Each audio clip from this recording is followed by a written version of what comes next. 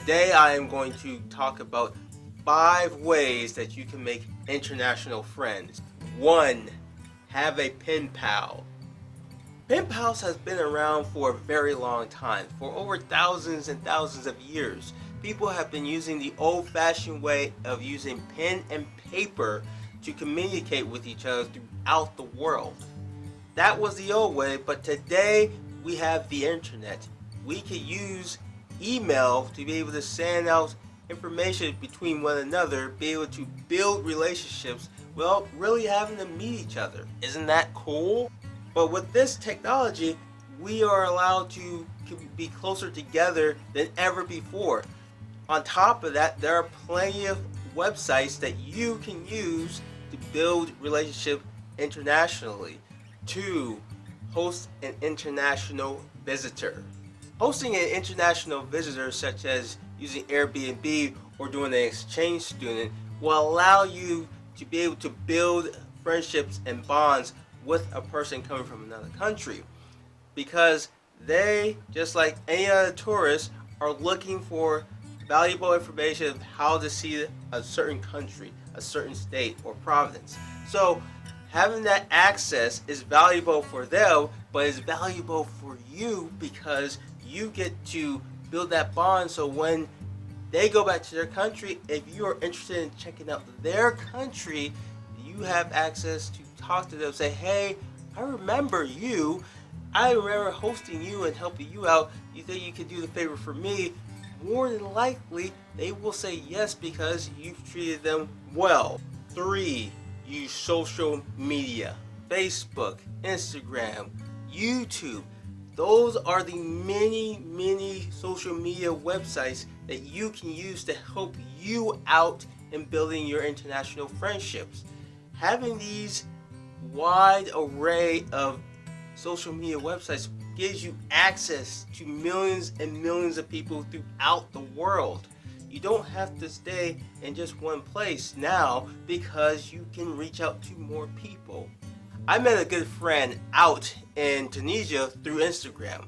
We just connected by sharing pictures and showing our places of where we traveled. As I show people of traveling to Australia and New Zealand, he was very interested and he shared his pictures of Tunisia, which I was very excited because that's one place I want to really go. So having that bond now will allow me to potentially use it, so when I go to Tunisia one day, I have someone that I can trust and be able to help me, to show me around and plan my trip better. So it's really good to have that bond and access with him, so I could get to experience a culture better than if I didn't have no one and I was doing it on my own. So I am going to take full advantage of when I go to Tunisia and check out that country. Also, if he's interested to come to the United States, now I have the advantage because I can show him around, I can help him out. I know I can trust him because I went to his country and he made sure that everything was fine with me. He made everything safe, showed me around, did everything to accommodate me to help me out. So I will return the favor if he decides to come out to the United States after we go to Tunisia. 4. Use networks. Now, I'm not talking about networks as the internet. I'm talking about networks through people. Knowing people who know other people. This came very useful when I went to Australia and New Zealand, as my wife, who had a friend in New Zealand, helped us be able to plan our trip and figure out where to go, and inform us that we probably need a car when we go to Wellington because it would be very difficult with the lack of public transportation of Wellington being so mountainous, that we said, okay, let's get a car. And thank goodness that we did get a car because it is so mountainous out in Wellington, and it's just the public transportation would be challenging to take a bus up the mountains. So we was very grateful to have that. Also, when we was in Melbourne, we was welcomed by one of my wife's friends who hang out with her family, but went back to Australia with her husband and her family, and she was very awesome. She gave us a My Key card, which allowed us to get public transportation in Melbourne. She fed us a finished dinner, which was spectacular. It was awesome. And she did a lot of stuff. She picked us from the airport. She took us to the airport. And she was amazing. Her family was amazing. We were going back on our last day to our hotel, and her husband paid for Uber cab to send us back to our hotel. And it was very accommodating. It was very welcome. To me, if I and my wife did not have that network built in when we went to those countries, we would have been spending more, we would have been lost, it would take more time to plan and trying to figure out. So we were very grateful to have those kinds of networks throughout the world, particularly in Australia and New Zealand.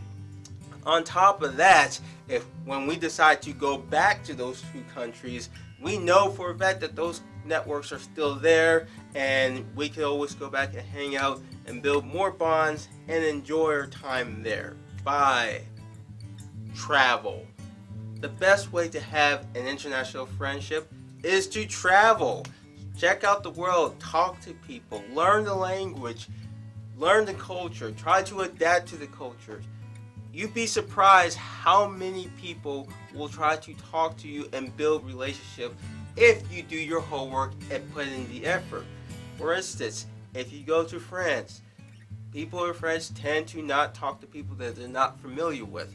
So, how do you break the barrier? Obviously, you want to learn how to speak some French, you want to learn the customs and courtesies, and you want to learn the culture so you get an idea of how to adapt and assimilate. If you do all that, more than likely you'll establish a bond with some of the people out there because they know that you are trying to assimilate and be like them, even though they probably think it's only temporary, you're just here for a few days, a few months, and they know you're going to go back, but the effort is there. So that is important, that you take the effort to be able to travel and try to understand as much as you can so you can increase the odds of building that relationships. Traveling has a way of bringing out that spirit of wanting to learn and to become a part of something different. So use that to your advantage and build that up to help you build international friends, because international friends has so much advantage and you should take advantage of it if you travel around the world. Those are my 5 reasons of how to make international friends. Post down below and tell me if there's any tips of making international friends.